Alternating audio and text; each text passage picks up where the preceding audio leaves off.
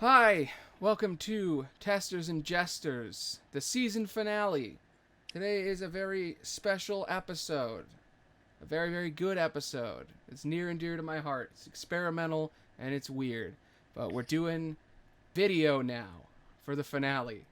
If it's good enough, we'll do it for the whole show.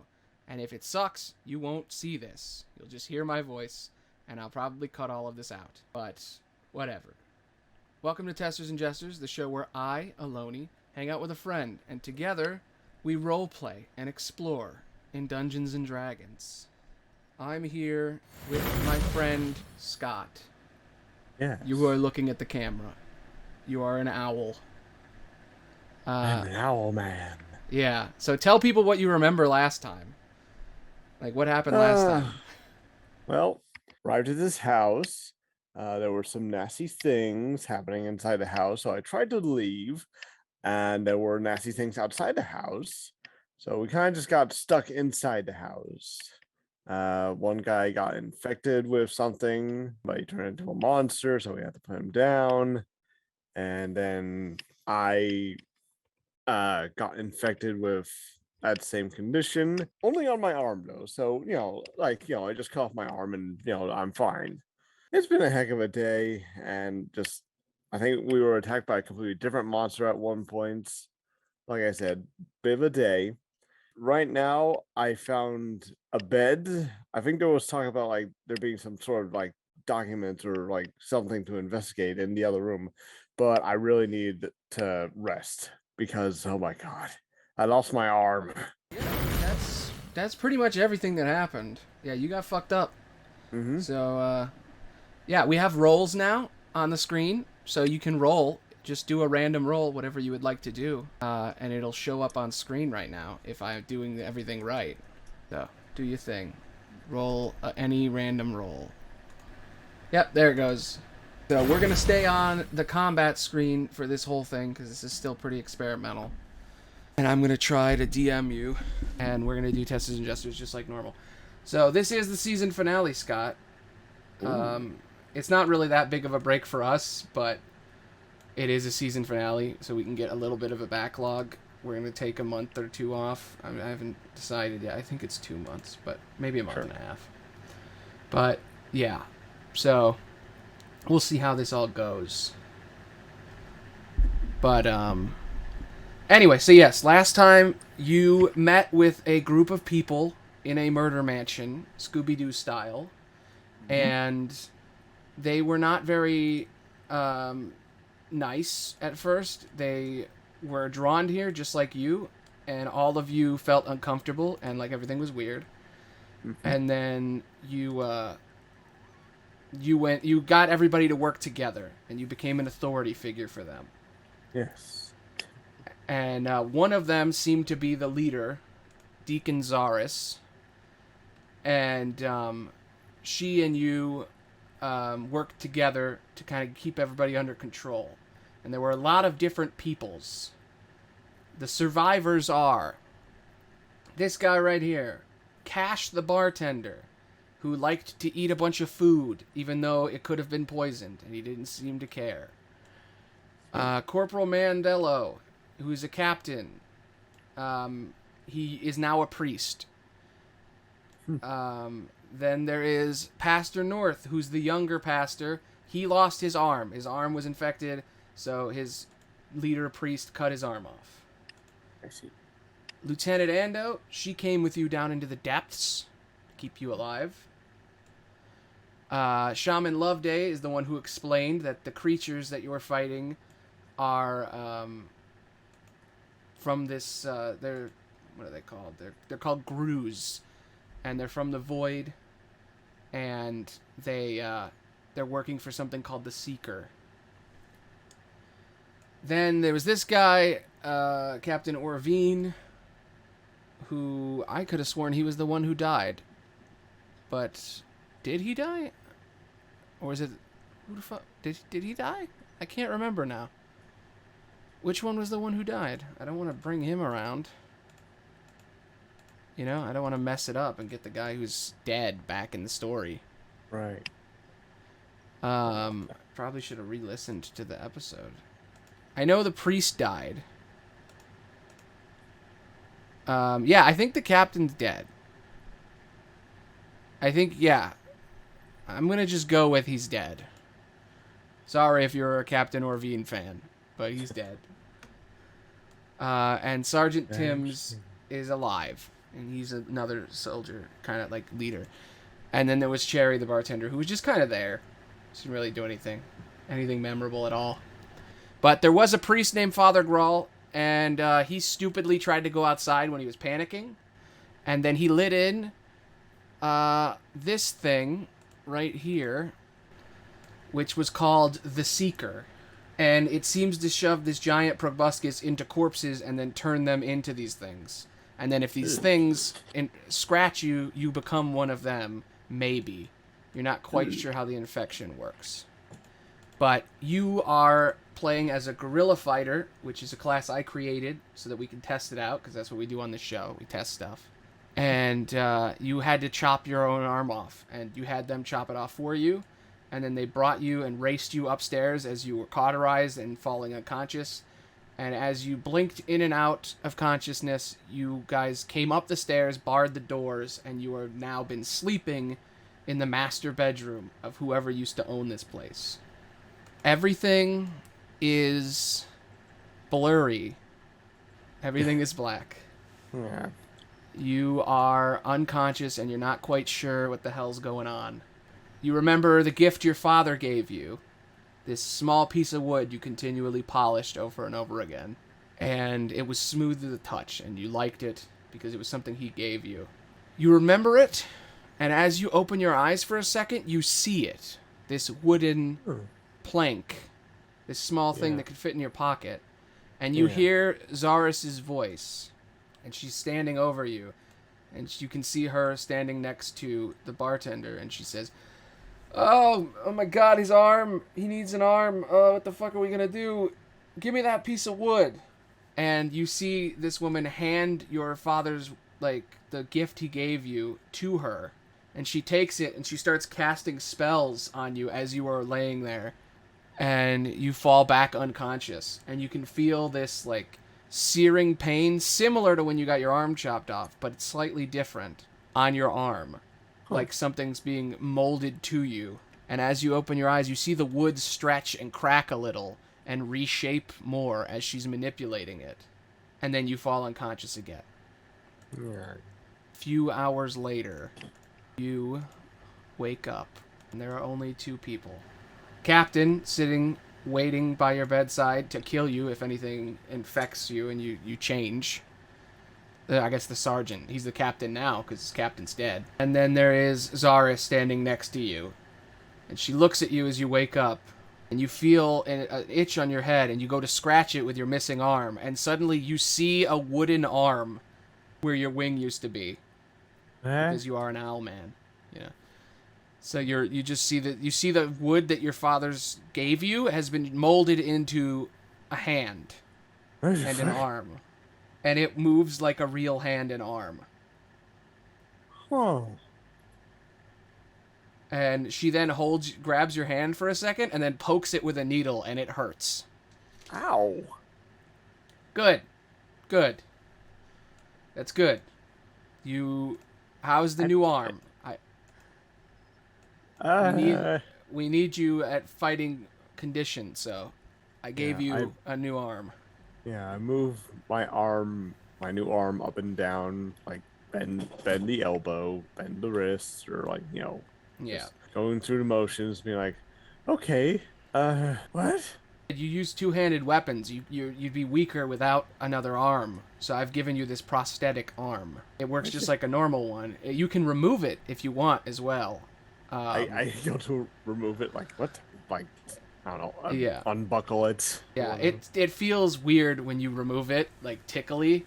But as it removes from your body, it no longer moves. Yeah. And then when you put it back on your body, it moves again. Yeah.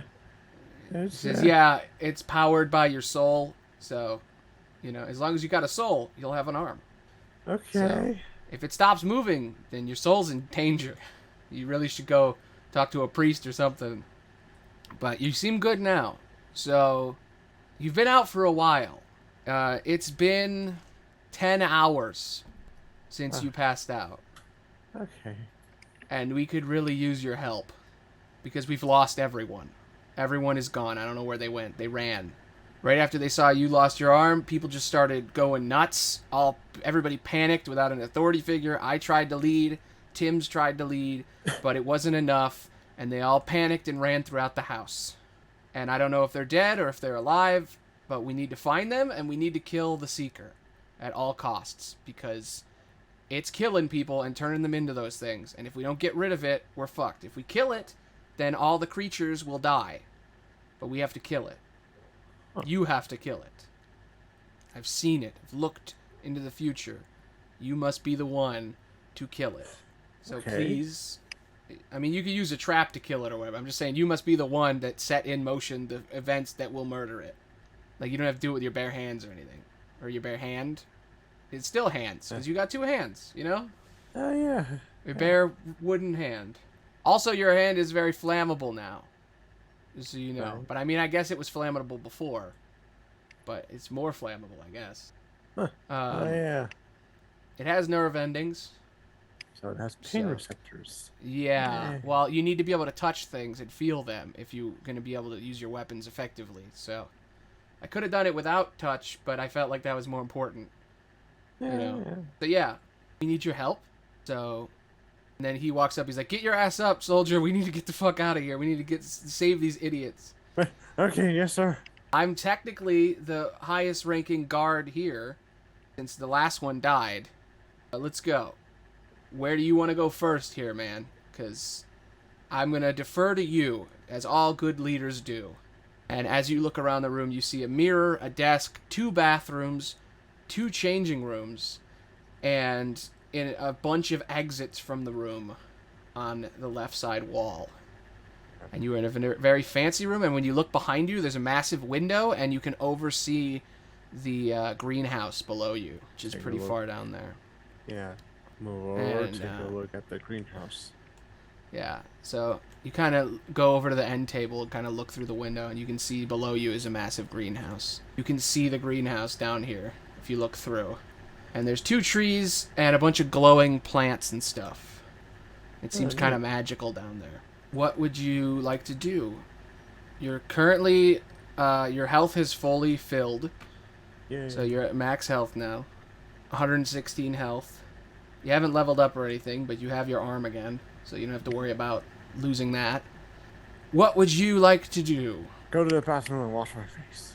All right, you walk into the bathroom, grab the bucket that's there, put it in the sink that is clogged up, like you plug it up, and you wash your face while looking in the mirror. And then you walk back and you're like, all right, let's go. Yep. Take a moment to breathe and enjoy the fact that you're not dead. And then Tim says, all right, where are we going, bro? I swore there was a room to investigate on this level. Yeah, you did bleed all over this room with a bunch of books and shit. You want to go there then? Yep. Perhaps there's some information on that monster we saw. Yes, okay. As you go into the side passage of the library on the 3rd floor, this is the library.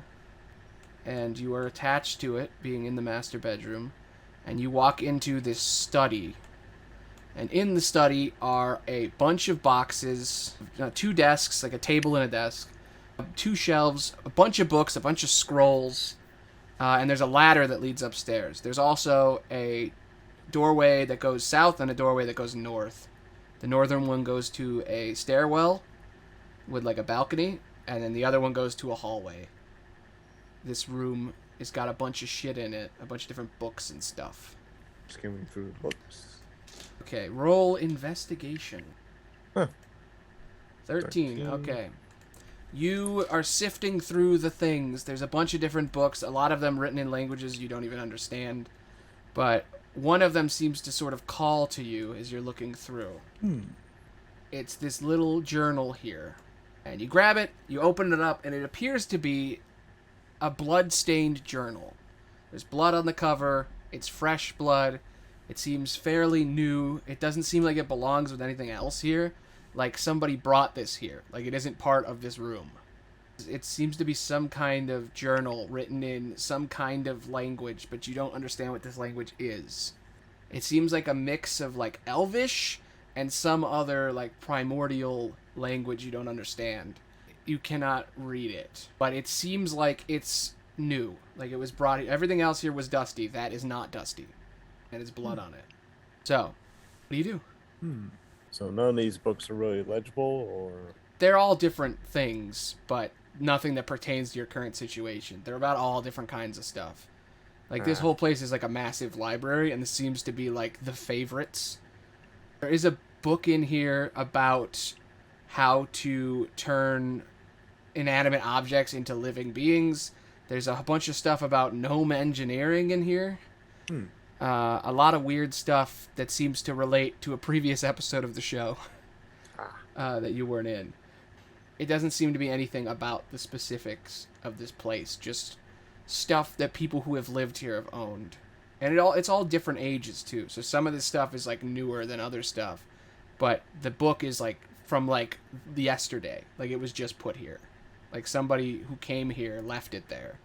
Probably whoever's causing this made this book. see. Yeah. And the two of them look at you and they're like, "What'd you find? What is this? Why are we reading?" The sergeant is like, "Why are we reading? We have to fucking kill monsters. What's going on here?" Yeah. And she says, "What'd you get? What is that?" Seems just found some information about, the owner of this mansion, perhaps, or perhaps just the owner of that monster, or what have you. Can I take a look at it? No, it's If you fine. can- Yeah, yes, I do share it. She opens the book, looks in it, and she says, "Oh, this is like a weird dialect of Elvish. This is like I think this is what Yan T's write in." On teas. Yeah, the snake people. Yeah. They owned this entire region. They enslaved the Dragonborn that lived here. They used to own everything here. But recently they've hidden underground because they've been put back down there. Some people say they're going to rise up and kill all of us and take the land back, but Lord Geshgar kind of smashed them into nothingness. So they should be gone. But it is weird that this book is newly here. I can read a little bit of Elvish, so maybe I could translate some of it. You want me to read some of this to you? Yes. All right. And she starts flipping through the book. She flips to the last entry into the book. She says we should probably check like the recent stuff. Weird. It seems like somebody lured us here to feed us to the seer. Oh. Yeah. It's somebody here. Apparently, it's somebody in this group did this. She looks you dead in the eyes and then looks at the camera and says, "It looks like we got a bit of a mystery on our hands." And then Tim looks at you and he goes, "Jinkies." Huh. You guys feeling okay? I mean, we're scared because of the seer, and we've been up for 10 hours straight watching you, so. Okay, yeah, I'll explain it. Just not used to people speaking like that. Yeah, well, Jinkies is a common term for guards. What are you talking about? Are you a real guard, sir? Of course I am, Jenkies. Roll deception with advantage. He did an insight, and it was really bad, but roll a deception with advantage. All right, 19. Oh my god, Or, yes. 26, Yeah. I guess. 20. Yeah. Jesus Christ, you have high persuasion or deception. You're a good liar. Yeah. You look at him and he's like, "Oh, of course, yes. I'm very sorry." He's like Gotta forgive him. intimidated because Yeah, you're from but- the big city. Right, and of he's course. not. Yeah, even though he's a higher rank than you, you're from the big city, and that's bigger Yeah. deal, you know. Just because he's a sergeant and he may be a captain now, doesn't mean anything when he's in a small little baby town where nothing happens. Yeah. But you're from the big city, so he's like, "Oh shit." That's why he's deferring to you and letting you decide what to do. His diary, I think it belongs to someone in the group. I think it belongs to Shaman Loveday. Shaman. Yeah, the guy who explained who the seer was when we got here. I think he's the one that owns this book. We need to find him, and we need to interrogate him or kill him or something. I see. We need to find the seer, and we need to find everyone else. But those monsters might still be out there, so I don't know what you want to do here. But You seem like the most skilled of all of us. You are the one that killed a couple of these things and lived. Also, I've been reading through this book, and it seems like if we kill the seer, anyone who is currently infected, if the infection hasn't fully set in, will be cured. Ah, that's good. So, but if it gets to their heart or their brain, if it like changes them, they're permanently changed. So if you get bit, as long as you do it, since we figured out the incubation period now, as long as you kill the seeker within 3 hours of being bit, you should be okay now. That thing's going to kill all of us, and then it's going to find more people, and it's going to keep spreading. And whoever made it is getting something from it killing people. I feel like we need to do something about this. Roll a perception check and an insight check. All right. Insight first. Okay. 10. It's average. And perception? Yep. Okay. You hear something upstairs, something downstairs, like below the stairwell, and something in the other room moving around. So something directly above you, something to your north, and something to your west. What do you do? Might as well investigate the room nearby. Okay. So the library. Right. And so remember, you can set traps. That's still a thing you can do. You have a crossbow, a net, quick point, which is your spear. Right. You have a flashbang, which is unlimited. You have unlimited flashbangs. You can cast blindness at will. Basically, the way this works is that in this class that I made, you get to pick a single spell that you can cast at will. That's like, I think it's first level spell. And it's basically like the equivalent of your trap. So you have like a signature trap, and it's a flashbang that you make. So you just have a bunch in your pockets that you can throw at will. And then you have sling trap. They do all different kinds of things. You can throw a trap of a specific kind, or you can set a trap of a specific kind. You can set up a trap ahead of time, which is you set up the trigger for the trap, or you can throw a specific like trap in the middle of a fight or whatever. So, all right, I think you're all caught up on all that. All right, so you start walking into the room. What would you like to do? Make a perception check and tell me how you want these people to move and what your like plan is here. All right. Okay. 8. Okay. You got an 8. So you look into the other room and you don't see anything in there. It seems like something is hiding in the room out of view. What do you do? Just gonna have my crossbow ready. Take a step inside. You step inside, and what do you have them do? Do you have them just wait? Like, they can follow me. Like, for good measure, have them wait in the doorway, but... You have them wait in the doorway, and you walk in. Looking through the room. Looking under this table. Walking along. Looking under that table. Walking along. Maybe they're under this table. Yes, you look under a third table as you walk in. There's a doorway that leads down to a stairwell, and there's the doorway that leads to that other stairwell that you were at before. Under this table, nothing's there. As you stand up, make another perception check. 19. You turn and you see there's light coming from behind this bookshelf. Like under the seams. Yeah, you can see the light. Yes. What do you do? I call to, I guess, the sergeant. Yep. Ask him to help me with the bookshelf. Move it. Okay. Move the bookshelf. Zaris starts to walk out timidly and walks up to you. Right. Magic fire in her hand as she slowly walks up. He grabs this end, you grab that end. Make a strength check with advantage. Well, dang it. That was a save. Shame, because that was a 20. Damn. You're a strong man. Evidently, yeah. Oh yeah, just do athletics, sorry. Oh, okay. I forget about that. I wish I kept the strength save, because now I rolled a 2.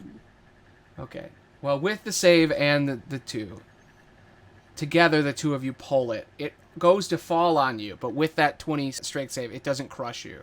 Okay. And then you put it over here as you then go in. And you walk in carefully.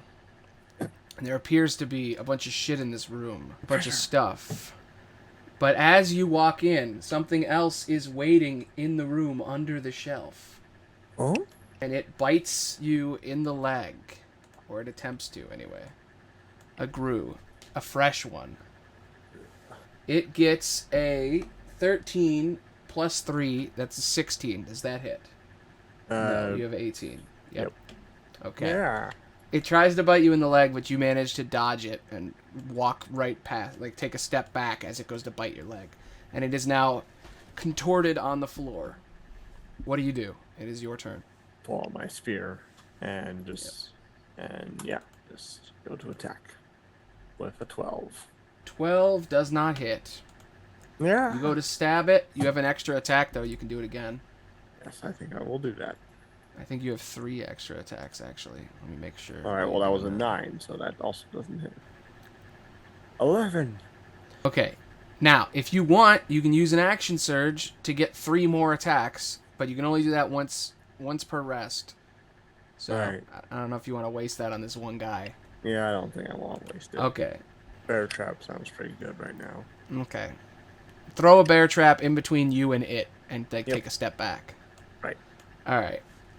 You drop it right here, in between you, and it then turns and looks at you, enraged. And it steps into the trap, taking 2d6 damage. It's just the square dice. Yeah. So, 11. Okay, 11 damage to the grue. You basically, it gets bear trapped, and it is very, very hurt, but it's still kicking. Your trap also breaks from this. Right. So, it then bites into you, or tries at least. Gets 12 and misses. All right. It is then the captain's turn, and he's like, oh shit, and he pulls out his crossbow and tries to shoot it over your shoulder. And he gets a 15. He hits it and deals 4 damage to it. Shooting an arrow into it. Still kicking, but it's very hurt. It is then Zara's turn, who's just going to stand there watching you, kind of scared, and then it is your turn. What do you do? I try to spear again. Okay. You get 3 spears, so just roll 3 of them if you want to do that. Yeah, that's 15. Hit. 9. No. 14. Hit. Okay. 2 hits. Okay. Roll damage twice. Tell me what you get. You can roll it with the D8, by the way. Now. 8 damage in total. Okay. You deal 8 damage, stabbing it. How do you kill it? I stab it once in like the stomach area or the intestinal area, and then I stab it in like, the abdomen, or basically stab it in the heart. Stab into it. You just go poke, poke, right in its chest. It bleeds out, falls down, dead. Straight up dead. You killed it. Yes. You see all of this treasure in this room, but also know that you have to find other people.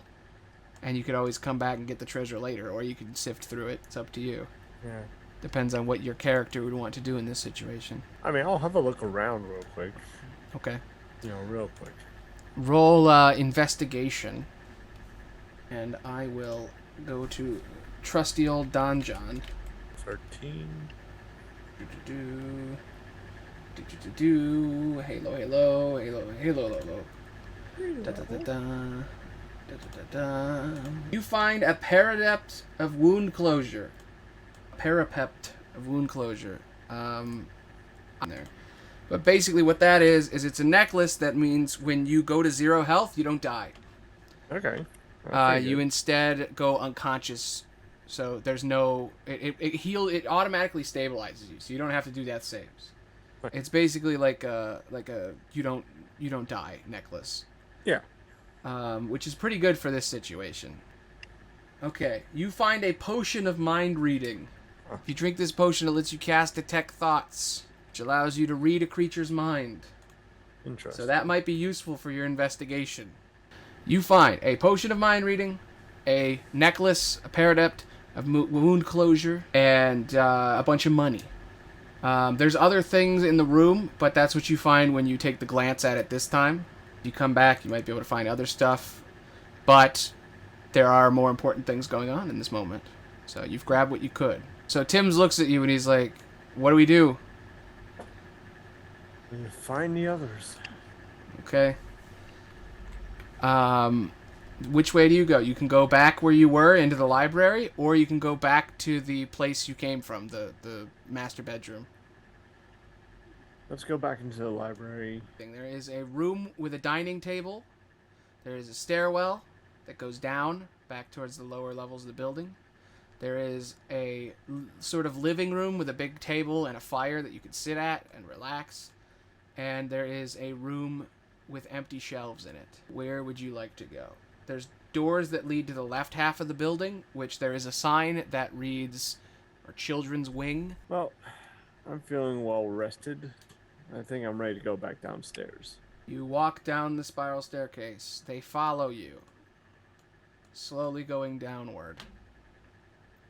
You do remember that the monster, last time you saw it, 10 hours ago, was over here, but it did chase you on the other side of the building. So it might be okay. You have no clue. But you make it toward the second floor. Do you keep going down, or do you stay on the second floor? Second floor. Okay. You walk into the room, red carpet. There's also a doorway that leads into a room with a small table. There's the red carpet that leads out toward the foyer that enters into the building. Mm-hmm. And there's a room with a piano to the east, a room with trophies to the north, and the foyer that is downstairs to the south. Can I tell if there's anything, like if there's any movements on this Yes, floor? roll a perception to listen and to see. I got 5. 5. Damn. Okay. Yeah, you don't notice anything on this floor. You're not sure if there's anything on it or not. It just seems dead silent. You know what? I'm gonna go into the piano room. I'm gonna set up a trap by the far entrance. What kind of triggering device? There's tripwires. There's a pit, which if you dug a pit here would make them fall downstairs, and you'd have to break the wood. You wouldn't be able to repair the hole. False floor, pressure plate, tripwire. Those are the 3. So basically, you cut a hole in the floor. Yeah. But all right, you have set the trap. Yep. I attempt to play Midnight Sonata. Or do you know how to? Sonata. Do you know how to play the piano? Can I roll performance with disadvantage? Yes. I have picked up my piano. I am ready. All right. With disadvantage, I rolled a 16. Okay. I don't know if I have Midnight Sonata, but let's see what I got on here. Yeah. I mean, I was just kidding. Like, you know, it's just like as an example, just like, you know. No, I know. I got some. An emotional song. Okay. Here we go. There you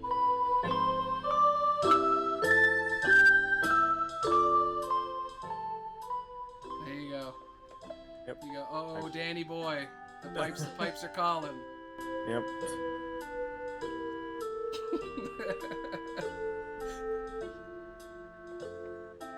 Okay. You start playing Oh Danny Boy, which may or may not change in the podcast version of this. Or maybe the YouTube version. We'll see. Who knows? Yeah. Who knows what'll get claimed these days. Now I have to get Danny Boy and see if it works.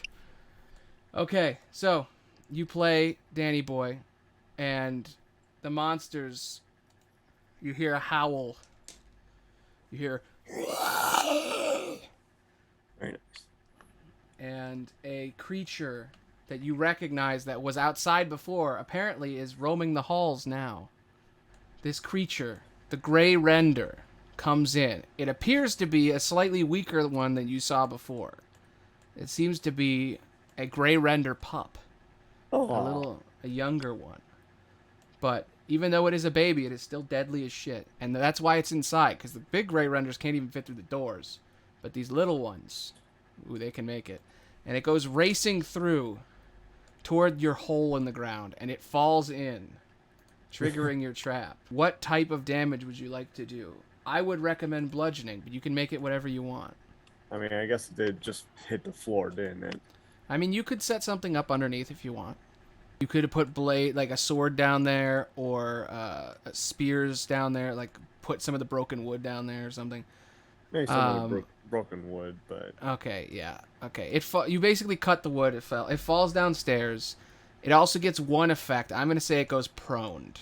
And you hear a second one running through the other side of the room. This one fell downstairs. So it's coming around the corner. What do? You have one turn before it gets around the corner. Yeah. And races around you. They were gonna basically pack tactics, get you from both sides. What do? I'm gonna set up another tripwire this time. You set up a tripwire right here, and then you back up to the wall or whatever, so when it comes, it runs around, hits the tripwire, misses, goes into it, triggering the tripwire. What did you set up on the other end of that tripwire? Okay. You grab the table quickly as it's running around the corner. You grab your tripwire and your pulley, and you set the table up so that when it comes in, the table gets ripped up and pulls it. You grab the table, set it up above it, and then right as it races in, bam, it falls on top of it. 3d6 damage. Roll your damage. Tell me what you get. 14 damage. Okay. It takes 14 from that. The little pup gets crushed. It also gets one effect. Lean towards frightened. Okay. You scare it, and it's terrified, so it starts to run away as you crush it with the door. So basically, a table falls on top of it, it just goes, and then it runs. It runs past. And it kind of races this way towards whatever it thinks safety is. Yes, follow it. Okay. You chase after it, going around so you don't go over your hole. You race past it through the kitchen as it races down the hall into the other area. And you follow it in the room, in the servants' quarters. And as it runs in, you see Shaman Loveday standing there, looking scared in the room. It stops for a second when it sees him. And it sort of looks at you, the three of you, and then looks at him, and then it stops. Make an insight and a perception check. Insight. 21 for insight, 14 for perception. Oh my god. With your 21 insight, he seems very terrified of this thing. And you see Zaris for a second move her hand when it looks at all of you. She just kind of moves her hand a little bit as it looks at you guys. And then it looks at him and is sort of staring at him, and he's scared of it. What do? I mean, it's just sort of standing there looking at you, and you're not sure what's going on here. She told you he's the guy, and it stopped and looked at him. Yeah, take out my spear and be ready to fight the Grey Ender. Okay. You pull out your spear, ready to go. It just stands there, motionless. It doesn't know what to do. Make another perception check and another insight check. Insight is 21 again. Oh my god. Perception is 12. Okay. So, you see she moves her hand again. Zaris, right next to you. She's kind of like flicking her hand. And it starts to like get mad and races at Tim's and attacks Tim's. Oh. And it bites at Tim's and bites him in the neck and deals a ton of damage to him, hurting him a lot. Since you were ready, though, do you want to take an opportunity attack on it? Sure. Okay, go ahead. All right, that hits. Roll your damage. Max damage. All right. Roll initiative. 16. Those all hit. 18, 22, 23, all hit. 15 damage to it. How do you kill this thing? Because it was already injured from like 3 other things, so... These things have multiple eyes, right? Yep, they got 6 eyes. You stab each eye on one side. All right, here we go. It's sitting here. It's like... It runs at him, starts biting the shit out of him. And then you poke up and you go poke, poke, poke. And you just take its eyes out. And it dies from that. Little baby.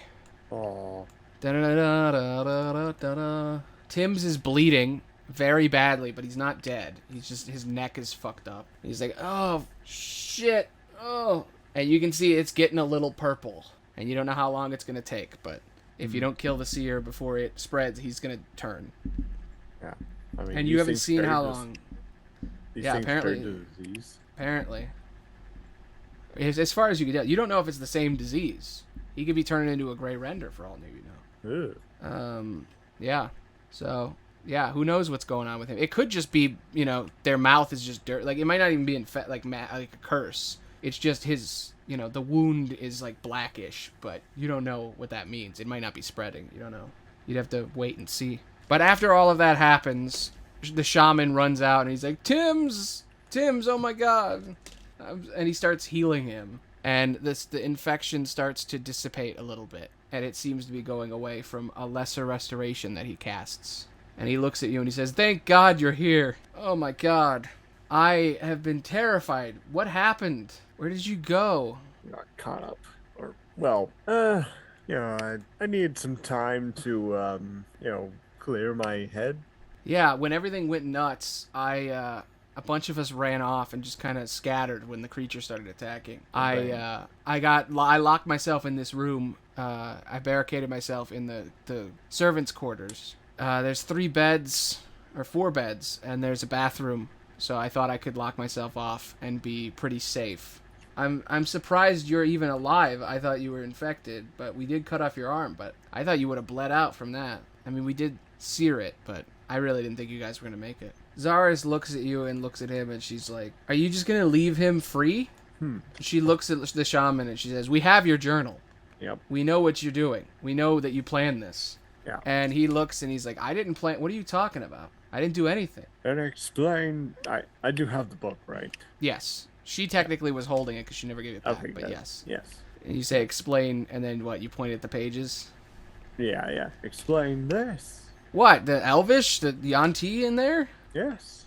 Explain It looks like a diary. it. Yes. What about it? Can you read it? I mean, kinda. I can read Elvish. I can't read Yanti. It says, I don't know, and you point to the page that says his name in it. Right. As you point to his name, he's like, "What? Why is my name in that book?" Oh, you tell me. I am telling you. My name, I don't know. Someone wrote my name in their book. And she looks at you and she says, "It says right here that this is your book." And he's like, "It's not my book. What are you talking about?" That's the argument here. She says it's his book. He says it's her.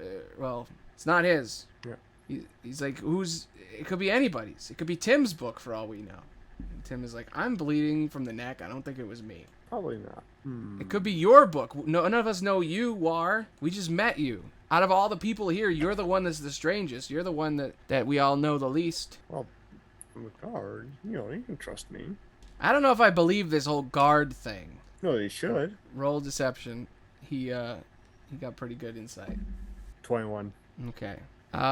He looks at you and he's like, "Okay, yes, you're a guard, but that doesn't mean you're not doing weird ritual cult shit." As he's saying this, she points at him and she says, "We should kill him. I don't know about that. If we kill him, it'll end the spell. It'll fucking end all of this if we just kill him. If he's the one." I don't know if he's the one, but he's probably the one. It says it in the book. Why would they write his name in the book? I don't know. Maybe that's why we need to keep him around, though. Like, Tim's immediately says, "You have shackles. We could use your shackles." there we go. He's like, "I didn't do it." There's something He's like, going "Well, on if- here. If you're innocent, then you don't, you can have some shackles on. It's fine. He's like, Yeah. "How am I going to defend myself from the monsters if my hands are tied up?" Easy. We'll stand between you and the monster. Do you throw that shackles on him? Sure. You lock the shackles on him, and they are permanently locked to him unless you say the command word to let it go. Sure. And he's like, "This is bullshit. I didn't do anything." Yep. And she then covers his mouth with like a gag thing, and she's like, "Don't talk. He could be casting spells at us." She says, "We gotta find the others, or we gotta find the seer. It's flying around there somewhere." As she says it, you hear a scream from downstairs. Somebody's freaking out down there. You better get down there. All right. As you race back, you race into the lobby. Which way do you want to go downstairs? The nearest way, the kitchen, or the stairwell you were in before, or the foyer way? The nearest one is the kitchen, which will lead down into the pantry, because that's where you saw the monster last, by the way. Okay, that'll be a good And path. okay, yeah. So you run the way you went before to hope to see if maybe the monster is there, because you do need to kill it. And as you race downstairs to the lobby, you recognize this room as this was the safe haven where you were all relaxing before the guy opened the door, letting the seer in to fuck you all up. And as you race down, you see in the main room Cash. Let's see, where are they? The pastor and Anselo and the bartender. You see the four of them in the room together. And one of them screamed. And as you look inside, you see this thing. Copy it. There it is. You see a more powerful version of the creature, one that has turned recently. Hmm. The one is very similar to Mando before when you killed him, and it is looking at all of them and it's about to attack as they're all sitting together. And the bartender seemed to have Cash. The scream you thought was someone else, but it was Cash screaming. He's freaking out. I'm freaking out. I'm freaking out. Help me. Help me. Somebody help. Somebody Okay. save my life. I have an idea. What if Okay. we save his life? How do you do it? So I have a sling trap. Yep. You still have 4 of them. Right. Right. Suppose I might as well activate those, or well, one of them. Yeah. All right. You throw a trap. Which one? Smoke bomb, fire bomb, bear trap. There was one other one. One of those. All right. I'm gonna say I like using bear traps. I think so. Yeah. Snare trap was the other one, which is the one that makes them flip upside down. All right. Bear trap. You throw a bear trap on the ground, right in between you and it, just like before. Or where do you throw it? You said in between where? Between him and It it. and okay, yeah, to protect him, protect your buddy Cash. Yep. The creature leaps. It's still your turn though, so you do have your 3 attacks. All right. Crossbow. Okay, you're gonna shoot it. Good. Boom, Tung, tung, tung. boom. Oh dear. Oh dear. Uh-oh. That was 2 1s in a row? Yep. A 14 and then 2 1s.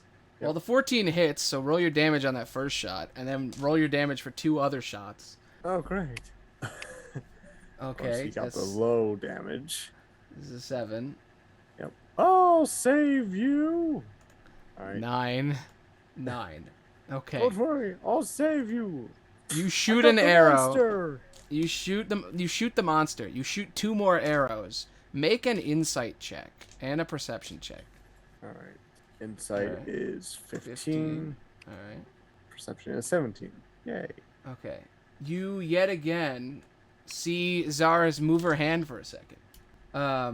But yeah, your arrows fire and they hit Cash twice. But it's weird because it doesn't even seem like you shot at him. Huh. He takes 18 damage. He's very, very, very badly hurt. He is almost dead. He's bleeding out right now. If the creature hits him, he's going to die. It jumps onto the trap, triggering it with a nat 1. It does max damage, so Nice. what is the dice? It's 2d6 or is it 3d6? I think it's 2d6. 2d6. Sounds right. Yes. Yes, 2d6. So that's 6 and 6. That's 12 damage total to it, which takes a pretty big chunk out. And it also goes. You get 2 effects on it. So I'll say it's prone and it's grappled. So its leg is now stuck, and it doesn't reach him. It's about to reach his face, and then it stops. And he's terrified of it. He's like, "Oh shit!" And it is stuck there until it gnaws its own foot off or breaks the trap. It is then your turn again. They're all gonna run back, like they're running away. Do you say anything to them as they start to wildly panic and run? Don't go too far out. Yeah, Nothing. don't go too far. Oh, also, you see in the room is a fucking dead baby because it fell through the ceiling right Oh, yeah. next to them. So they killed it. So that you also heard a Okay. scream from them downstairs as it hit the ground. They attacked it and killed it. Good on them. So they were sitting down here and you cut a hole and dropped a creature on them. But yeah, so Cash is about to die. It is your turn. What do you do? Are you gonna keep Alright. shooting? Are you gonna stab? What do you want to do? You know, move in with my spear, yeah. All right. You're like, I can't trust my arrows. Something weird's going on. Yep. These arrows are broken. Yeah. Alright. Okay. Okay. That is yes. 18. Yeah, yes, you say it. 18, 22, 24. Okay, those all hit. Roll your damage for all of them. Hopefully it'll be enough to kill it. 5, 16 plus 5, 21. 21. You strike into it, hurting it a ton and killing it. How do you kill it? This terrifying creature as it's bear trapped and stuck, running towards him. What do you do with your spear? Stab it in the mouth. Boom! You spear right through its mouth 3 times. It lies down dead, stuck to your bear trap. You can reclaim your bear trap if you pull it off of it. And get one of your traps back. To do that. Okay. You get your bear trap back. So you can undo that check mark you did. You should be good. So Cash is fucking hurt, but not from the monster. He looks at you and he's like, "Why did you shoot me? I thought we were friends." We are friends. I'm sorry. I was trying to hit the monster. Monster's dead now, by the way, so that's good. Tim's and the prisoner Loveday walk in, and Loveday is like, like he's trying to speak. Yeah. We found some incriminating, evidence that suggests like something's up with the shaman. So we're keeping a close eye on him right now. Don't worry about it. Okay. What kind of evidence? Journal. Seems like it was signed by him. We're not 100% sure. Something's up though. Huh? Can I see the journal? Maybe. Because I might be able to help. All right. Yeah, I guess I'll just hold the book out in front of him. Okay, you hold the book out at Cash. He looks at me. He's like, "Oh, that's Yanti." Yeah, we figured that part out. Yeah. I know all about Yanti. I learned all about it. Right. I learned a lot of languages around here, and I was dating somebody who was really big into languages, and they taught me all about this Yanti. I can kind of read it. I picked it up a little bit. Okay. All right. Yeah. Let me see the page, and you point to the shaman page, and it says, "I'm going to kill Shaman Loveday." All right, shackles off. Man. Tim's pulls off the shackles. Do you take the gag out of his mouth too? Yeah. Okay, you take the gag out of Loveday, and he says, "I told you I didn't do it." And he says, "I saw something when you were shooting." Yeah. Zaris moved her hand. She moved her hand before. Mm-hmm. What's up? What? I feel like she used telekinesis on your arrows and shot Cash. She didn't want him to read it. And she looks at you and she's like, "This man is a liar. Clearly he did it, and clearly Cash is with him. It says on that paper that he did it." Definitely rolling insight or something. Yep, roll insight. Man, you really are a detective. She's lying. You're lying. Straight up, she's lying. She rolled a 7. Yep. She says, "I'm not lying. I'm telling you the truth." Why would you lie then? I didn't lie. I'm telling the truth. This man and this kid are working together, and now they're trying to turn you against me. I gave you an arm, man. Why would I give you an arm if I'm the bad guy? I don't know. Why would you give me the... Yeah. Says, it makes no sense why I would heal you and help you out so much. And then Ansloke walks in and she's like, "You were the one who was here first. Yesterday, like 12 hours ago, when we were all here, we all showed up. You were here for a day before the rest of us." Yes. And he says, "That is suspicious." And she says, "I don't know what you're talking about. I was here for a day, yes, but I was brought here just like the rest of you." Really not. You were brought here a day before us. I'm telling you, I didn't do this. Roll another insight. Yeah. 19. Yeah, she's fucking completely lying. She's full of shit. She definitely was here a day ago, and she definitely lied about what was in the book. And she definitely moved her hand twice during this game to do magic shit. All right. When the pup stopped moving, she moved her hand. When the pup attacked Tim's, she moved her hand. When you shot arrows, she moved her hand. She's using telekinesis to fuck with you. You still don't know why she gave you an arm, though. Yeah. Well, fair is fair. We're going to put the shackles on. As you go to put the shackles on, roll sleight of hand. 19. Oh, shit. You see her trying to teleport away as you pop the shackles on her. You manage to grab her hands as she's teleporting, and dimensional shackles stop you from teleporting. That's their whole ability. So she goes to teleport, and then she can't. And for a split second, you see something. Let me pull it up. Wrong thing. I misspelled it, that's why. Let's see. You see for a split second as she's looking at her, her eyes change. For a split second as she's teleporting. Yeah. Are they more her eyes reptilian? just... Yes, her eyes become reptilian for a split second. And you hear the fucking Illuminati song. You see a triangle. Bill Cipher. Yeah. So, for a split second, that happens. And as that happens, you hear a scream in two other rooms. You hear two screams. A young man screaming and a young woman screaming. Okay. The two people that ran outside. Like, who ran in the attack. Yep. The bartender and the pastor kid. What do you do? Go after them. And make sure she, keep her So do you just say... well. Yeah, do you keep, hold on to her, or do you tell them to watch her? Tell them to watch her. All right, you're like, watch her, and then you run out. Do you take anyone with you, or do you leave both the captains and both the people the 4 people to guard her? I go in by myself. Okay, as you leave, you can see this guy, the sergeant is healing, or no, not, the shaman is healing Cash, and then the two guards are watching her. Right. All right, which way do you go? Do you go after the kid, or do you go after the woman? So one was to the right, one was to the left. Yes. One was Pastor North, who got his hand cut off before, and the other one was the bartender woman, whose name I forget because she hasn't done a lot. Cherry. Which one do you go after? One of them's on the same floor as you. The other one's downstairs. Go same floor. All right. You run after the kid, Pastor North, who was running away, and you hear him screaming, and you run in, and you see something in front of him. You see the creature.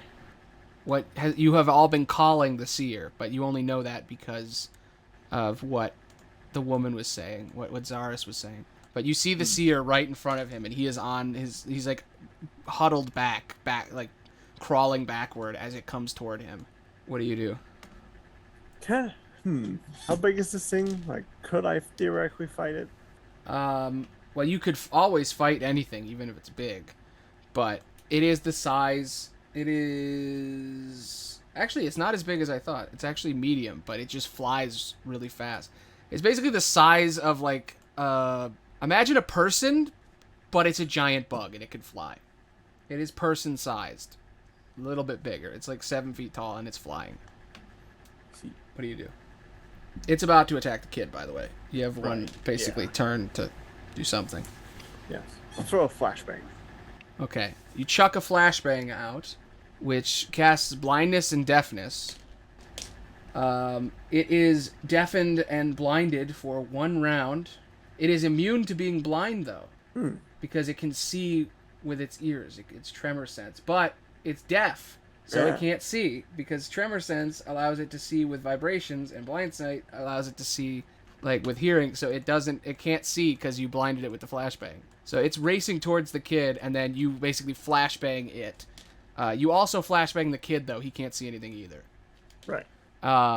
It is then still your turn. That was a bonus action, I think, to use your flashbang. It should be a bonus action. Yeah, you're just throwing it. So, yeah. Yep. Oh, wait. No, it is an action, so you have a bonus action. So you can throw a trap, or you can attack with your offhand weapon. You can use, a crossbow to shoot, or your spear to stab, or whatever. You get, 1 hit, basically. Or you can throw a trap. What do you do? My thought was maybe just grab the kid and run. Okay. You throw a flashbang, grab the kid, run. You get the hell out of there before anything happens. He can't see anything, but he just hears the wings of a bird grab him as you race towards everyone else.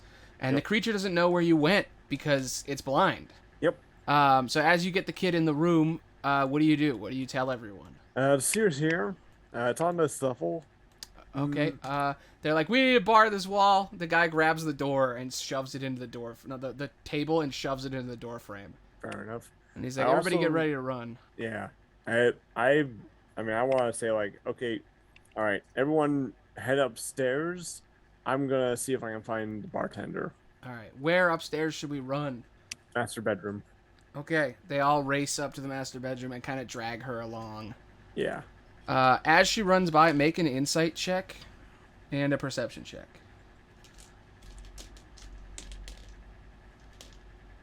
It's like 6 on Goddamn. perception. You are the Insight. most insightful motherfucker. 18 insight. You are a detective. You need to open like a private detective agency. So yeah, you basically you don't notice anything happening, but you see her and she smiles as she's being taken away, like she's getting what she wants. Mm. And you hear another scream, but you can't pinpoint where it is because you got such a bad perception. Last time you heard, it was over here. All right, head that way. All right, you race downstairs, and you know that the seer was upstairs. But as you get down there, you see the bartender standing in front of a doorway, just standing still. What do you do? All right, I pull out my spear and just call out to her like, what was her name? Cherry. Yep, Cherry. Yep. Cherry, you feeling all right? She is just standing there silent. Yeah, I kind of tap her with my spear, like Yep. Yeah. As you tap her, she just keeps standing there. Mm. You can hear in the room above you something hitting the wall. Mm. The room that the seer was in. Something's Right. hitting the wall. Yeah, Cherry, we need to go. If you're coming with us, come with us now. We're gonna be upstairs. And- As you... Oh, yeah. And what? Well, yeah. If it's just like if she's not gonna move, then she's getting left behind. Okay. As you say this, you turn her around, and she has a massive bite on her chest, and it's slightly infecting, but she's still alive. And she's just frozen in fear. Right. And you're lucky that you didn't stab her. But she looks at you, and she's like... and roll persuasion with advantage. That was a pretty persuasive speech there. 21. Okay. With a 21, you say your speech to her. And she looks at you and she says, okay. And she kind of holds out her arm for you to, like, pull her along. Okay. Right. And then, yeah. Take her hand, not letting go of my spear. Yeah. You race up with her, right? Is that what your plan was, to run back? Pretty much, yeah. Okay. As you run back, you see bursting through the wall is the seer. Okay. And Did it's they chasing see after us? both of you. Okay. Yeah, it sees her, and it's chasing after both of you. Okay. And you guys have 30 feet of movement, and it has 40. So it's All starting to catch up. What do All you right. do? I tell her to just run upstairs. I'm gonna see if I can pull it off. Okay. She runs upstairs. You're standing here in the doorway. It's in the hallway coming towards you. What do you do? I set up a trap real quick. Okay. You set up a trap, tripwire, hole, or a pressure plate. It's flying towards you. Which kind would you like to? Oh, if it's flying, then tripwire's the only real option, isn't it? All right. You put a tripwire. Where do you put it? Like, so it'll trigger it. I put it in like a diagonal of the doorway. Okay. Good idea. So like, You set the trap. Then what? You just wait for it? pretty much like it'll be a Okay. projectile Yeah. trap. You set up a projectile trap. You basically set up a crossbow and a wire. It Right. looks at you, and it looks at the wire, and it's just staring at you. It got a 20. It does not fall for the trap. It looks at you, and it knows that you just set a trap. And it speaks into your mind. And it says, "There is a traitor among you." Well, I think we found them, but it's shoot, what was her name? Zaris. Zaris. Is it Zaris? It's Zaris, right? It shows you an image of Zaris, yes. Okay. Well, we figured that out. Yeah. What do you do? It's staring at you. Well, if it's not coming in. It's like, it looks like it's thinking, like it's deciding what to do next. Yeah. It's waiting for you to make a move. What do you do? It's staring you down. This like 12-eyed bug monster with a proboscis. It's just staring at you, ready for you to do something while there's a wire between you, and it knows if it triggers the wire, something will happen. And behind you, all the people just ran upstairs with the bad guy. But you don't know if this thing is going to try to kill you now or what it's doing. What do you do? Oh, also there's a hole above you. Oh, okay, that's interesting. That you dug before. Right. And the table is sideways next to you as well, just so you know. Yeah. Because he used it to block the door. Okay. And then you unblocked it to run out, I ask him, do you know anything else? Like, what is she? It says, the seer. She's the seer. The seer. It just says again. And what is that? As you say that, let's see. It says, okay, I'm trying to figure out how to describe this in a way a creature would describe it, because I have like a whole paragraph here. An elder evil, a herald of death, a monster of horrible darkness. She wishes to become one, it says. And it shows you an image of a seer. A crystal monster with a crystal for a face and a hood made of stone with crystals jutting out of its sides. And you see it for a split second. And it says, the seer. What do you do? How powerful is she? I keep asking questions. Okay. It says, she must die. And it starts to move towards the side, like it's going to leave. Like it's going to go around you. Maybe. It could be going around you, or it could be going up after them. Up after them. Alright. Well, let's try to get to them first. Okay. You race toward them. It races after. You're racing as fast as you can to try to reach the group. And as you go in to the room, let me look at the dimensional shackles real quick. So I make sure I'm not breaking D&D rules. Inventory, dimensional shackles. Okay. Alright, you go to to run after them. You run upstairs, across the rooms, through everything, into the library, past all the treasure, into the master bedroom where they are boarding themselves up. The room you started in. As you make it over, you hear screaming, and as you run in, the star spawn basically flying outside near the wall, so you can hear it on the outside. Okay. Let's see. All right. You see a bright light in the room, and a bunch of people on the ground, prone, with light burns all over them. All right. 2 people in the hallway are Cash and the pastor kid.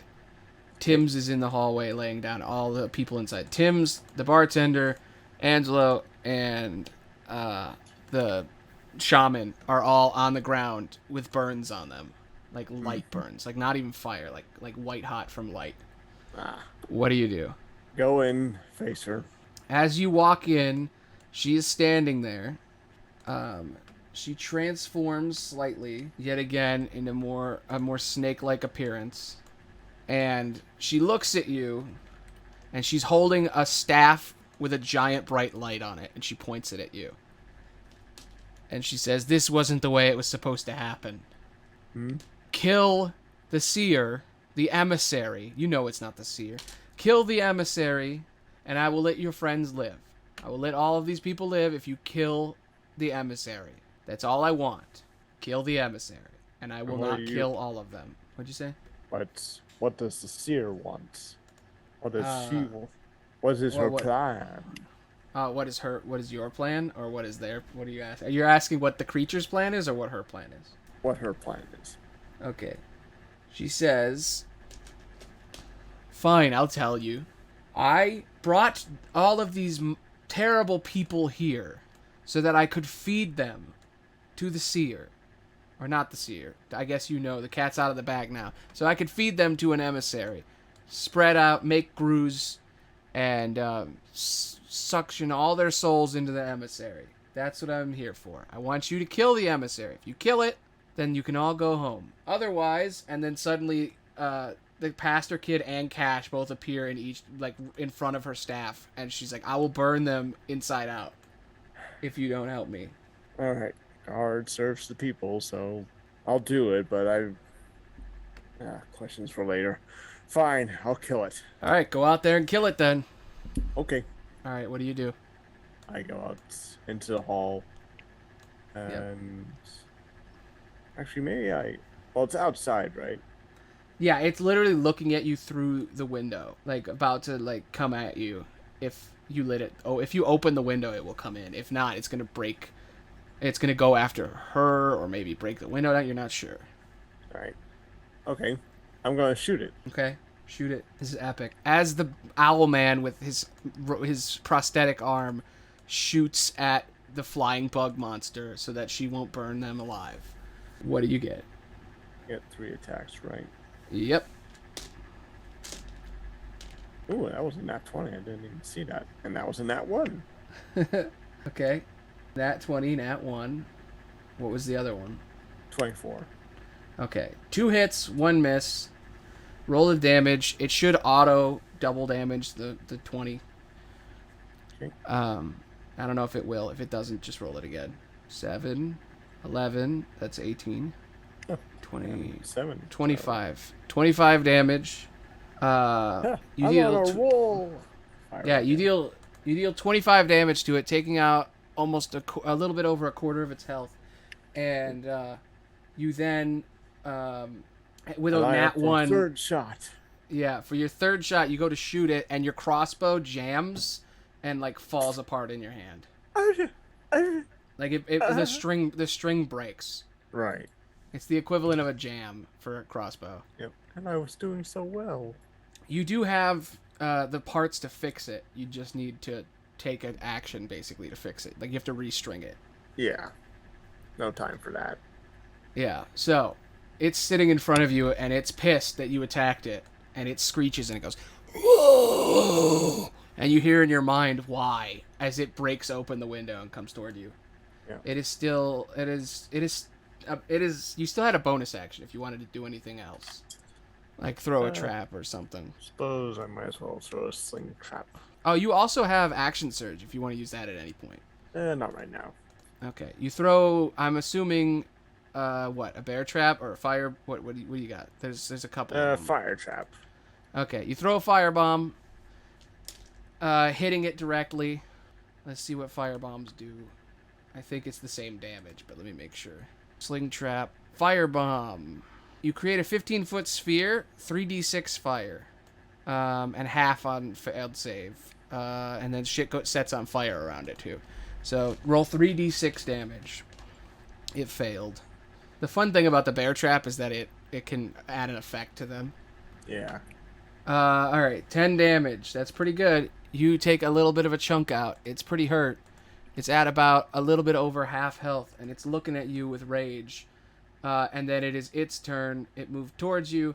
Now it's moving towards you again. It's going to attack you and try to hit you with its talon. That's a 19, so that's, let's see, 14 damage. And you hear a horrifying bug sound. Make a con save. 21. All right. You successfully resist the sounds. And you are not confused or anything. You're good. Everything's fine. That is the end of its... No, it has more talons. Okay. It swings another talon and another talon. It gets one more hit. And it deals 12 damage to you. Okay. And then that is the end of this turn. You're getting hit a bunch. Your health is dwindling. Let me subtract another 12. And the 90, right? Yeah. Isn't that what it's... Yeah. I hope I didn't get that wrong there. But yes, you're at 90. So, you're a little bit hurt. Yep. It's swinging into you. It is then your turn. The giant bug monster hissing and spinning around you. What do you do? I guess I keep attacking, though. Okay. I'm also gonna ask, like, why should I I don't know. Let you live? Right, yeah. Is there a reason for me to let you live? It just says... It says in your mind, kill the seer, kill the seer, kill the seer. She must die, she must die. And you hear for a split second, this is what she wants. Well, yeah, I figured that. Yeah, so... Do you keep stabbing then? I guess I keep stabbing, but All it's right. like Do you use action surge? If you use action surge, you will have 6 stabs. I'm gonna hold off on action surge. Somebody tells me I'm actually gonna need it later. Okay. Yep. Go ahead. 3 attacks. All right. It's a The 12. lowest, yeah, 12, 19, 23. All right. The 12 misses. The other 2 hit.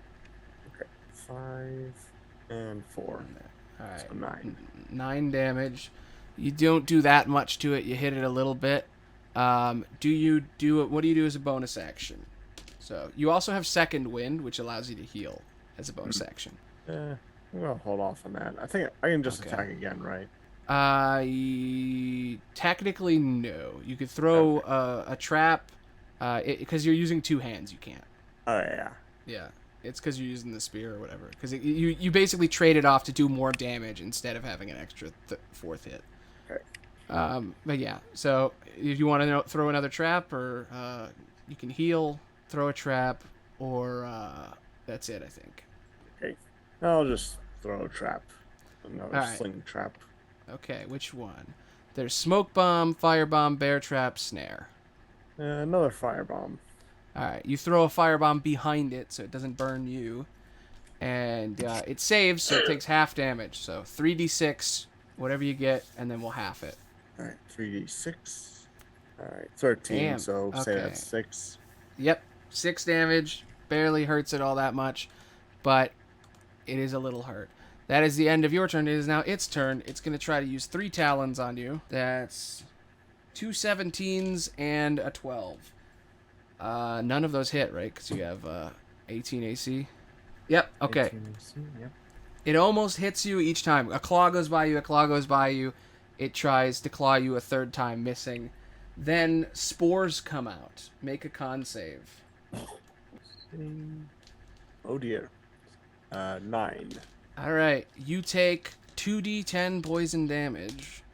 That's 8 damage, and you are poisoned. Every round you will take damage, unless you pass the save again. Mm. But good news is it doesn't get its spores back. It used the last of its spores on you, so it spored you up. You're poisoned. I can go into conditions and add poison to you. Boop. There it is. Poisoned. All right. It is then your turn. What do you do? Keep spearing. Okay. Stab it up. 3 stabs, baby. 14. 3. 19. Only one of them hits. You hit into the creature. Do your damage. Sorry, the 19 as in like 20. 19 is 26. I mean. Yeah. Yeah, so it's only one hit. It's the 19 that hits. Everything else doesn't. Wow, that's bad. Yeah. Do your damage, and then you got another bonus action. All right, that's 10 damage. It's very hurt, but it's still kicking. Right. You have a bonus action. You could throw, I think, your last firebomb if you want to throw another firebomb. Might as well. Yeah, boop. Boop, boop. All right. All of your traps are gone. All you got is your flashbangs and your tripwires, and your your setup stuff. Yeah. Which you can only do before a fight, basically. Right. Or I guess if you run away, you could use a whole turn to do it and like set it up. But anyway, so roll 3d6 fire damage, and it fails, so it's gonna take the full of it. Nice. So 9 damage. All right. It's almost dead. It's on its last legs now. Yay. It is now its turn. It looks at you with disappointment, not even rage. Complete and utter disappointment. And it claws you twice in the chest. And you can hear it just saying, "Kill her, kill her, kill her." That's 17 damage to you. And now you also have to do a con save or take the poison. Right. Con save. Yep. That's no good. That's a 9. Okay. You take another 2d10. 8, 9, 10, 11. 11 damage to you. And you're going to have to do another one next turn. 1, 2, 3, 4, 5, 6, 7, 8, 9, 10, 11. You're at 66 on my count, at least. You are very, very hurt. You're at about half health now. Right. But it is almost dead, and it is now your turn. How do you attack it? What do you do? It's about to die. It's saying, "Kill her, kill her, kill her." It's disappointed in you. and you are poisoned by it. What do you I do? can kill them both, but That's true. You can. one threatened my friends first. Yep. 22, 19, and what was the other one? 16. Okay. Those all hit. Roll Those your all hit? damage. Yep. It had 15 AC. Roll your damage. Let's see how dead it will be. Ooh, 9 damage. 10. That's 19. Okay. 10, 11, 22. It takes 22 damage and dies. How do you kill this magnificent monster? This horrible abomination is looking at you in disappointment with its 12 eyes and its proboscis. What do you do to it? How shall I use my mouse? I stab it in the proboscis, and then I just push it further and further in. Pushing it, pushing it, pushing it. Its proboscis falls off as you push its body back and back and back up to the window. Do you push it out the window? Okay. Pretty much, yeah. You push it out the window. It falls to its death as it's slowly bleeding to death. Dead. Its proboscis sitting on the ground next to you. Its body hanging from its proboscis out the window. You are at 45% of your health. You're at 66 health.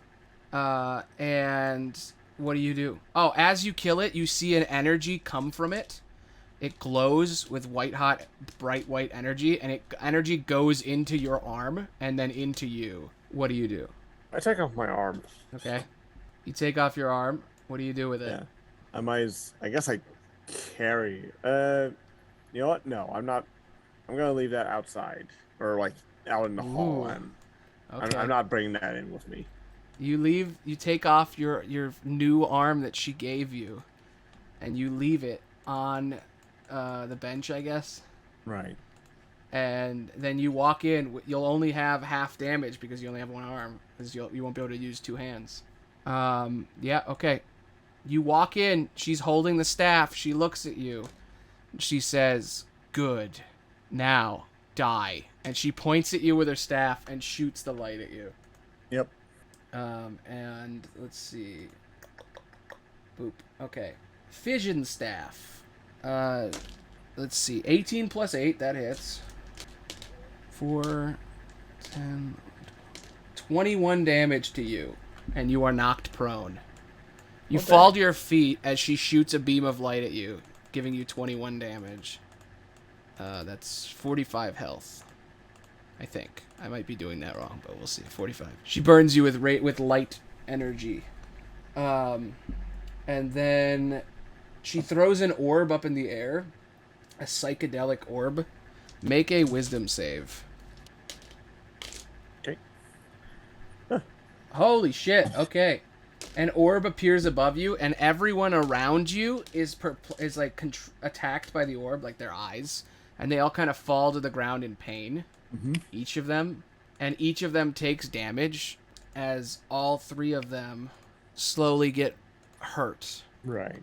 And in the middle of the room, a disco light begins to play as the room changes lights. And I need you to roll a d6. Tell me what you get, and it will fall on that light. 2. It stops on a bluish tone. Everyone else in the room is blind except for you and her. Well, there. It is then your turn. What do you do? I don't have my arm, so... Yeah, your spear will only do the low version of damage, so it will do... But, and you also can't use an offhand weapon. So you'll do a d6 damage, and then you also can't do a bonus action attack. Right. But yes, what would you like to do?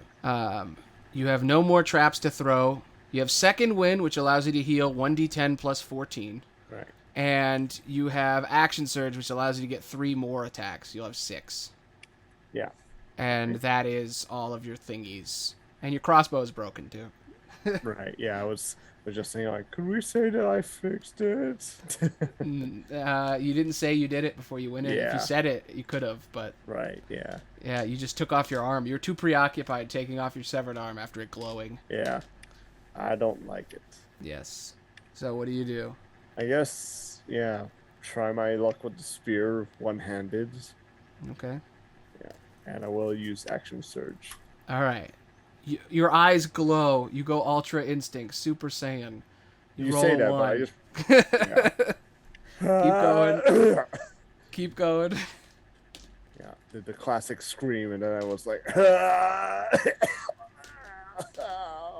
Oh my god, these are so bad. well, that one's not bad. Oh, that's an at 20. Okay, keep going. Hold on, I'm gonna roll damage first for that. Man, she's got high AC too. Fuck. Gosh. 26, 15. Everything else I'm pretty sure was a miss. All right, yeah. So you got 11, 20. Wait, okay. So you rolled a 1, then you got a 12, then you got an 11, then a 27, 9, 26, 15. 2 of them hit. One of them is a nat 20. So roll double damage. Yeah, I already did and got a 9. Okay.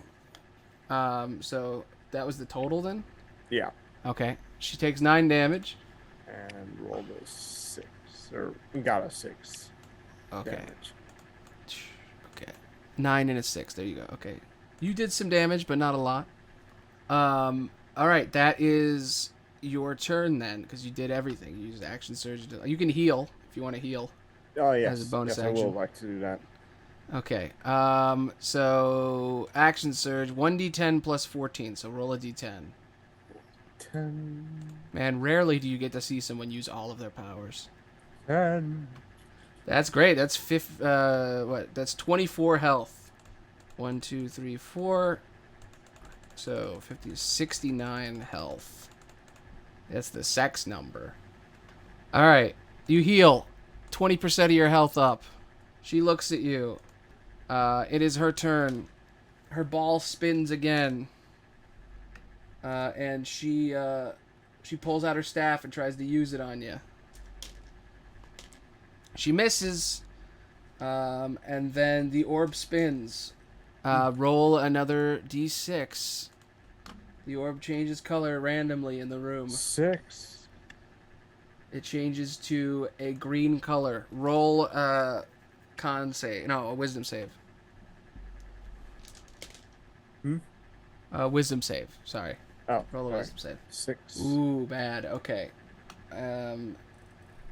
You look at the orb and you are stunned by it. Everyone in the room can't move. And she looks at you. And you are frozen still. And she says, "Where is your arm?" It was kind of glowing, so I didn't feel like bringing it when... "But it was a gift. You need it for the ritual. Let me go get it for you." No. She grabs it and you can't move. And she attaches it to your arm. She says, "You won't be able to take it off this time." And then she looks and she says, "What should I do to punish you for this disobedience?" "I know." And she looks at Cash. She points the staff at him. And she points the staff at the pastor kid. "Which one do you care about more? The kid who lost his hand just like you? Or the guy who was dumb?" Sorry, it was Cash and who else? "And the kid who lost his hand. Oh. Which one? You saved both of their lives on multiple occasions. Which one do you care about more?" Who is Cash again, actually? Well, I guess it's the kid then, right? Cash is the one who was eating the food earlier. He's this guy down here. Okay. The guy who told you that she was the bad guy. Like, who read the book. And also the guy who you first talked to when you got here. And the guy who was eating the food even though you said it was poisoned. That guy. So there's him, and then there's the kid. And I'm assuming since you didn't know which one Cash was, you know that you care about the kid more. So she points at the kid. You really don't care either way. She points at the kid, she points at him, and she's like, "Do you not care about anyone in this room?" I mean, I'm a little tired. She I stabs care about all of them. Oh, okay. She stabs the kid with the staff. Whatever his name was. No. Yeah, she stabs him with the staff, dealing 4d8 radiant to him. And he burns up and explodes. Jeez. He basically melts away. And he is dead. Dead as shit. He was completely stunned. He couldn't do anything about it. And then she turns to you, and she says, your turn, and now it is your turn. What do you do? You are unstunned. It is a new round. Well, I have both arms now, yeah? Yep, you have 2 arms. Yep. That's good. I stab her. Yep. Do your 3 stabs. That's a nat 20. Oh my god. And then a 6 damage, right? Because that's the damage. Yep. Okay, 6. That's not great, but whatever. It's cool. That's 19. Oh my god, these are good rolls. Yep. Well, that one isn't. Okay. 2 hits. Do your damage. Okay. So we had 6 and 6 again. Okay, so 12. Yep. You deal 12 to her. You strike into her with your spear, stabbing her. She's at about half now. She's pretty hurt. Yep. And you have a bonus action. You can't really... Well, you do have 2 arms. You could drop your spear and throw a net on her if you really wanted to, because you still have a net. You have a net. But... You can't use your flashbang because that's an action, and you don't have any more traps to throw. This is actually pretty balanced, an ability, all this stuff. Really? It's so point, yeah. Yeah. Yeah, that's basically it. You can't really do anything else. I guess you could punch her with your fist if you want to. It'll do 3 damage if you hit. Oh, hold on. So for like my bonus action? Yeah, for your bonus action, you could punch her because you don't have anything else. Or I could like throw Oh, you could throw your spear. Yeah, I didn't even think about that. I was thinking about my net. Oh yeah, you could throw the net. Yeah, that's what I said before. Yeah, you could throw your net. Yeah. Okay, yeah, I think I actually will do that. Okay, throw your net on her. Yeah. Nyeh. Oh my god, I just rolled her save. Was that the throw for the net? That 23? Yep. You are so good at throwing a net. After years of throwing a net, the one thing she didn't expect. You throw a net on her, and she is trapped in the net. I rolled. She got a 3.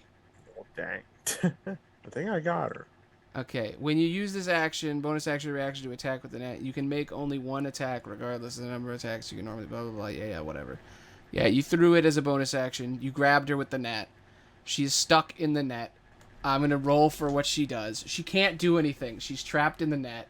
Her ball's still going to move, though. So I need you to roll another d6. What's it going to do now? The light's changing and twisting. Going even faster. What's it going to do to everyone? The psychedelic orb. The disco ball. 5. Everything goes yellow. And everyone... You make a save. Wisdom save. Okay.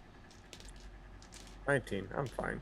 All right. Everyone else in the room, except for the other soldier, gets stunned. They cannot move, just like last time. Except you don't get stunned. It doesn't work on you this time. And your buddy runs up to your side, and he's like, I'm with you. And he pulls out his crossbow and shoots her 3 times. Very good. And he gets 2 hits. And he deals 12 damage to her. It is then your turn. You are good. She's stuck in the net. You have advantage on all your attack rolls against her. You get 3 attacks. Okay. You will ruin your net, though. Actually, no, because you have a spear. You can punch through the holes. Wow, you really are a very well-designed character. Awesome. All right, roll your 3 attacks. They all have advantage. So if you fail one, you can roll again. Okay. But I would just roll 6 times. Yeah, because you might get a 20. All right. Yeah. All right. 25. 15. 19. 25, 15, 19. The 15 doesn't hit, but the rest do. Okay. You got 2 hits on her. Roll your damage. Stab her ass. 12 She's very damage hurt. in total. Okay. She's still kicking it, but she's very, very hurt. And that is the end of your turn. It is now her turn. She's going to try to break free of the net, and she actually does. She throws it off of her. She stares at you with rage. She's going to use the staff on you. No. And she misses. She goes to stab you, and you dodge out of the way. Haha. And then the psychedelic orb goes one more time. Roll a d6. 6 again. Roll a wisdom save. She might stun you again. 16. You pass. Everyone in the room is stunned except for you. And he breaks free, the other guard breaks free, Oh, yay. and Cash breaks free. And the three of them attack her, and they say, so the other guard, first before he walked up to you and he said, I'm with you. The other guard walks up to you and she says, I'm with you. And she fucking gets a nat 20. That's 6 damage because she rolled a 3. She deals damage to her. She strikes into her with a sword. And then Cash comes up and he pokes her with a dagger. And it is now your turn. She is almost dead. What do you do? I'm gonna use my spear. All right. No more advantage this time, though. Just regular Yeah. rolls. Yep. 19, 26. That's what that is. It's a 26. All right. 13, 20, 26. Those are my Okay. rolls. The 20 and the 26 hit. Roll 2 damages from your spear. Let's see if it's enough to take her out. 12. 9, 12. Okay. That is enough to kill her. How do you kill her? Yay. I stab her in her dark heart. Okay. You look at this woman who's been causing you all this trouble. Her The seer dies. Yes, the seer dies. The lights turn out. The disco ball shuts off. You look at her. You pull out your spear, which has been out this whole time. And how do you kill her? You stab her in the heart? Yep.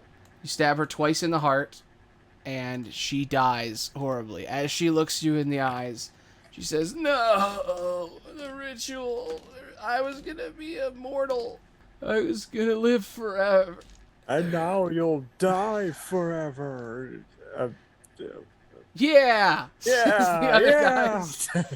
Yeah! You're gonna fucking die. Yeah, you're gonna fucking die. You're gonna die.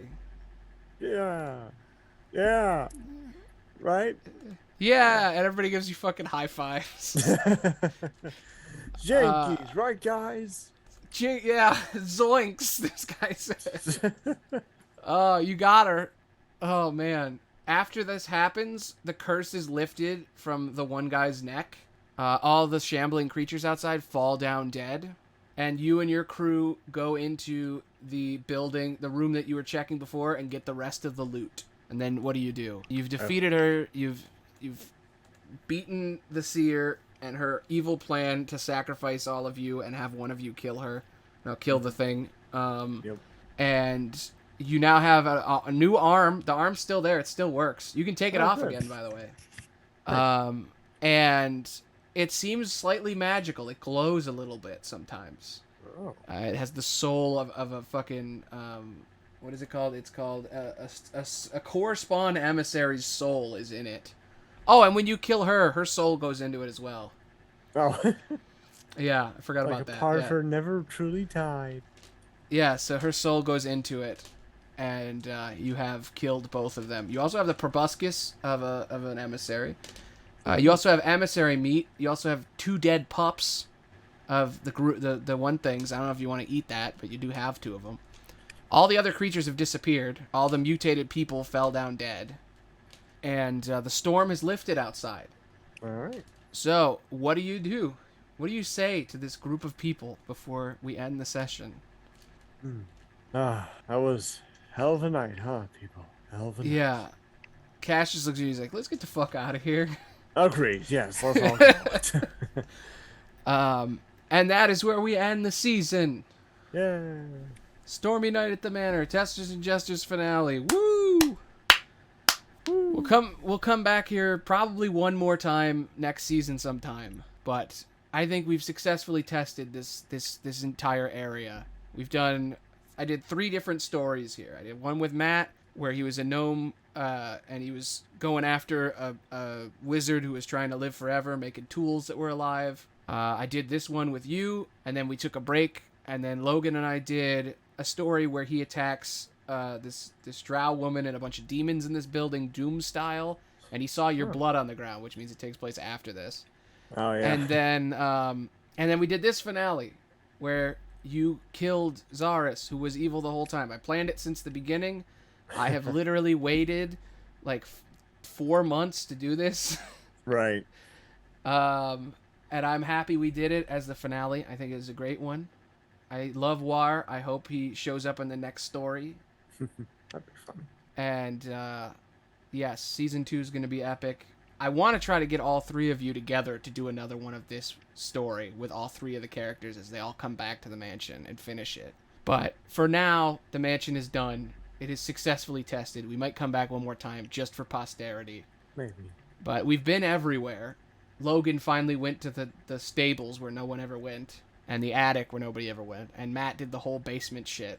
So I think you guys have been everywhere. You went to the catacombs. They didn't. And you're the only one that actually went to the master bedroom, I think. Oh, wow. Yeah. I don't think they did any of those. Nobody went to the children's wing, actually. We'll have to do that in the one we come back. That is the one spot you guys didn't go to. Huh. I think, yeah, because there's 9, 10, 11... Yeah, there's I think 12 maps of the building, and then there's 3 in a cave that Matt and Logan both went to each side. None of you went to the town though. Oh yeah, that's fine. Makes sense. I mean, I tried to make a run for like outside, and yeah, that didn't work. Yeah, Logan like took over the bandit cave nearby and became king of the bandits, and then had them drop him off in a car here. And like his first episode wasn't even in the mansion. Like, he didn't even get to it. He was too busy breaking out of prison and becoming king of the bandits. And then Matt found a criminal there, and then went into the mansion and was in the mansion the whole time. And he did it in one game, and went through every room and made a best friend named Trowley that was a sentient flesh trowel in the garden, and that he kind of sort of tortured a little bit. It was weird. And then he fought a crazy wizard in the basement who was like part alien from Aliens made of metal. Oh, wow. It was weird. He also found a fuck ton of treasure here that no one else found. You and Logan both went to the secret room in the library. Like, Logan saw it and was like, I see it on the map. I'm going in there. I hid it from you. But, yeah, Logan saw that map. But... yeah, Logan found a fucking magic wand in there that does random shit, and in the middle of a fight kept using it over and over again, and it would do really stupid shit that didn't help him. Like, he turned himself invisible, but then the next time he did it, it made a circle of grass where he was standing. Huh. Which then also made him visible. And he fought a giant spider in the attic. It was cool. Huh. A spider woman. She killed his whole family, and he wanted to kill her back.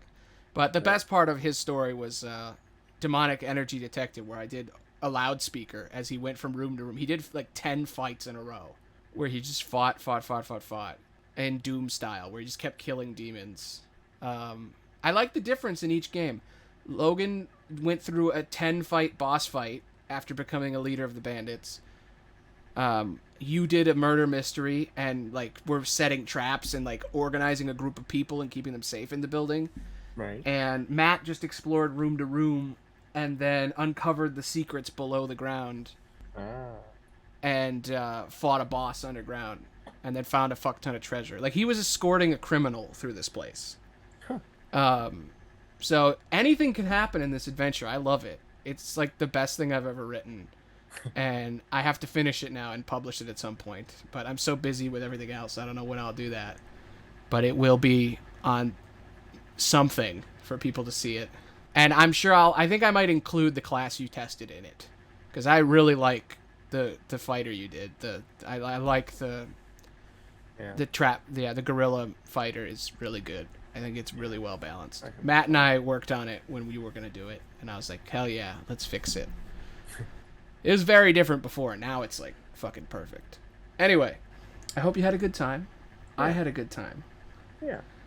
We finally did this. Now I have to spend the next 2 days editing this and making my usual video for the week, and my other video for the week. So that'll be rough. But I think this was fun. Also, I've been re-editing every single one of the podcasts. I just finished all the 7 questions. I have 1 left. Because apparently, Salem 2099, I don't have the original editing files. So I have to go in and listen to the entire episode again. And every time you speak, change the color of the text. So it's a different color. I'm using green for you. I hope you're cool with that. Fine. Matt's red, you're green, I'm blue so far. I did the first table read too. And dude, you gotta listen to them. When they're all done, you should listen to them. Deborah's Star, I made the first 3 scenes and it's like an actual movie. It's good. I really like it. But yeah, all of them are about to be on YouTube and they have text now when we speak. Like, it's all subtitled. Anyway, thanks for joining in, Scott. Yeah. Bye.